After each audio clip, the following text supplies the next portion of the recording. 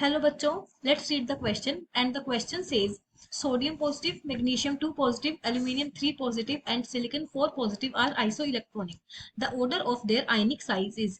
तो हमें यहाँ पर 4 आयंस गिवन है, हमें बताना है इनके आयनिक साइज का करेक्ट ऑर्डर। तो चलिए सबसे पहले हम इस क्वेश्चन के हैं।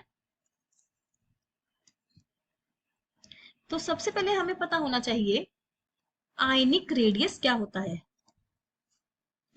आयनिक रेडियस को हम कैसे डिस्क्राइब कर सकते हैं? It is distance between nucleus and outermost shell of an atom's ion। किसी भी एटम के आयन का न्यूक्लियस और आउटरमोस्ट शेल के बीच में जितना डिस्टेंस होता है उसे हम कहते हैं आयनिक साइज। तो हमें ये पता होना चाहिए कि एनायन का साइज ज्यादा होता है देन न्यूट्रल स्पीसीज और कैटायन का साइज सबसे कम होता है। ऐसा क्यों होता है चलिए देखते हैं। एनायन के केस में क्या होगा, इलेक्ट्रॉन क्या होगा, ऐड। एनायन में एडिशन ऑफ इलेक्ट्रॉन होगा तभी एनायन बनता है। तो इसके कारण इलेक्ट्रॉन इलेक्ट्रॉन के बीच में रिपल्शन क्या होगी, increase. Repulsion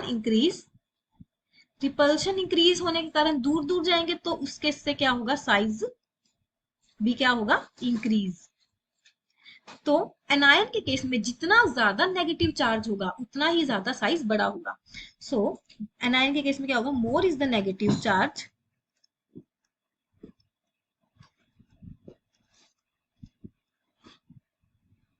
more is ionic radii. और अगर हम कैटायन की बात करें तो कैटायन के केस में क्या होता है, loss of electron,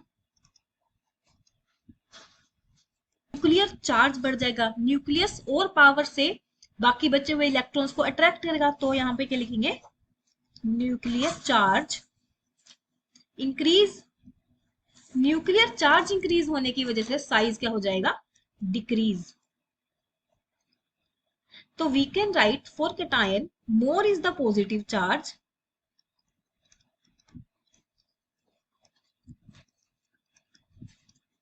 more is the positive charge, lesser will be size। तो अगर हम गिवन अरेंज करें तो हमें सब कैटायंस ही गिवन है।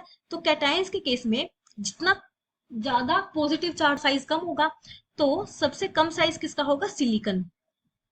सिलिकॉन 4 पॉजिटिव का साइज सबसे कम, then aluminium 3 positive, then magnesium 2 positive and then sodium positive.